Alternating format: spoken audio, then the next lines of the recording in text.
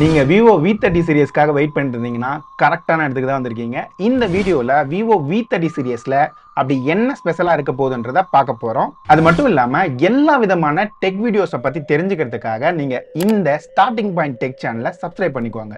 Okay, இங்க first டிஸ்பிளேன்னு வந்தோம்னா 6.78 இன்ச்சுக்கான full H டிஸ்பிளேயோட தான் வரப்போகுது. இது ஒரு கர்வ்டு ஸ்கிரீனா இருக்க போகுது.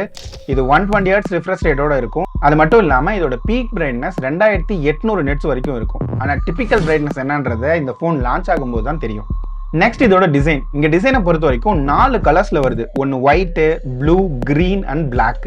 இங்க பின்பக்கமா ஒரு ட்ரிபிள் கேமரா செட்டப் தான் கொடுத்துருக்காங்க. இந்த கேமரா பம்ப் பாக்குறதுக்கு 10,000 ரூபாய் செக்மெண்ட்ல முன்னாடி எல்லாம் லான்ச் ஆகும்ல, அந்த கேமரா பம்ப் மாதிரியே இருக்கு. ஆனா அது கீழே இங்க இருக்கிற சாஃப்ட் லைட் முன்னாடி கொடுத்த அந்த ரிங் லைட்டோட கொஞ்சம் பெருசா இருக்கு. ஸோ கேமரா லைட்டிங், லோ லைட்ல நிறைய இம்ப்ரூவ்மெண்ட் இங்க எதிர்பார்க்கலாம் இந்த டிசைன் மூலமா. அடுத்தது ஐபி ரேட்டிங்னு வந்தோம்னா இங்க IP54க்கான டஸ்ட் அண்ட் வாட்டர் ரெசிஸ்டன்ஸ் கொடுத்துருக்காங்க. இங்க டீப்பா வாட்டர்ல போடுறதுக்கான ரேட்டிங் எதுவும் கொடுக்கல. நார்மலான டஸ்ட் அண்ட் வாட்டர் ப்ரூஃப்கான ரெசிஸ்டன்ஸ் தான் இங்க கொடுத்துருக்காங்க. அண்ட் அப்படியே ஸ்கிரீன் ஃப்ரண்ட்ல பார்த்தோம்னா இங்க in display finger print sensor கொடுத்துருக்காங்க. அது மட்டும் இல்லாம ஃபேஸ் அன்லாக் இருக்கு. இதுக்கு அடுத்தது பார்த்தோம்னா சிம் ஸ்லாட்டை பொறுத்த வரைக்கும் 2 சிம் ஸ்லாட் தான் வருது. இங்க மெமரி கார்டு சப்போர்ட் கிடையாது. பட் இங்க ஸ்டோரேஜ் ஆப்ஷன்ல 256GB UFS 3.1 ஸ்டோரேஜ் கொடுத்துருக்காங்க. இதுல 8GB அப்படி இல்லைன்னா 12GB RAM ஆப்ஷன் இருக்கு.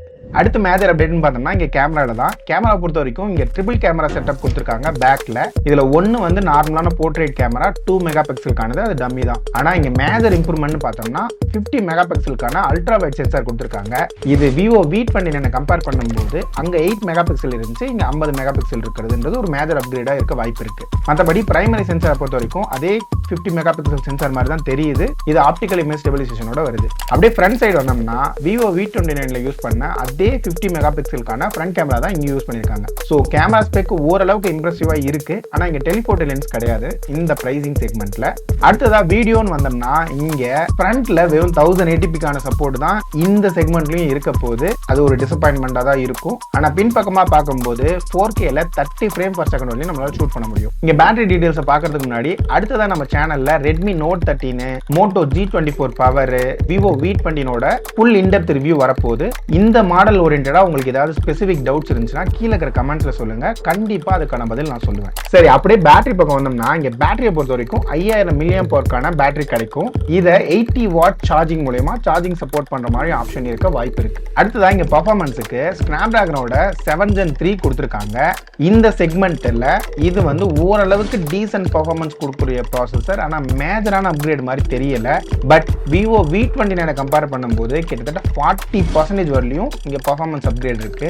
என்ன காரணம்னு சொல்றேன். அங்க வெறும் 778G தான் இங்க யூஸ் பண்ணியிருந்தாங்க. இங்க 7 Gen 3ன்றது ஆண்ட்ராய்டு ஸ்கோரை பொறுத்த வரைக்கும் இதுல ஒரு அரௌண்ட் 8 lakhs 8.5 lakhs அந்த மாதிரி ரேஞ்சில் கிடைக்கும். இதே 778Gயோட வந்த Vivo V29 வந்து 5,50,000 அந்த மாதிரி ஸ்கோர் வரையும் கிடைச்சிச்சு. ஆனா இந்த செக்மெண்ட்ல இருக்கிற மற்ற காம்படிஷனை கம்பேர் பண்ணும்போது இந்த ப்ராசஸர் ஒர்த்தான்னு கேட்டா கண்டிப்பா அந்த அளவுக்கு ஒர்த்தான ப்ராசஸர் கிடையாது. இது கேமிங்கான ப்ராசஸரும் கிடையாது. அடுத்த இம்ப்ரூவ்மெண்ட் ஏரியான்னு பார்த்தோம்னா இங்க ஸ்பீக்கர் வந்து ஸ்டீரியோ ஸ்பீக்கர் கொடுத்துருக்காங்க. Vivo V29ல இது ஒரு சிங்கிள் ஸ்பீக்கர் ஆப்ஷனா தான் இருந்துச்சு. ஆனா இந்த வேரியன்ட்ல நீங்க டுயல் ஸ்பீக்கர் எக்ஸ்பெக்ட் பண்ணலாம். அதர் ஃபீச்சர்னு பார்த்தோம்னா இங்க Wi-Fi 6, ப்ளூடூத்ல 5.4 கொடுத்துருக்காங்க அண்ட் NFC சப்போர்ட்டோட வருது. அடுத்தது OS வெர்ஷனை பொறுத்த வரைக்கும் இது Android 14 அவுட் ஆஃப் தி பாக்ஸோட வருது. 3ல இருந்து 5 இயர்ஸ்க்கான சாஃப்ட்வேர் அப்டேட் கிடைக்கிறதுக்கான வாய்ப்பு இருக்கு. பொறுத்திருந்து தான் பார்க்கணும் சாஃப்ட்வேர் அப்டேட்ஸை பொறுத்த வரைக்கும். ஏன்னா அதை பத்தி எந்த ஒரு கன்ஃபர்மேஷனும் அவ்வளவு தெளிவா இல்ல. அடுத்ததான் இங்க மேஜர் பார்ட் பிரைசிங் பொறுத்த வரைக்கும் Vivo V30 சீரிஸும் கிட்டத்தட்ட 35 to 40K செக்மெண்ட்ல தான் லான்ச் ஆக போகுது.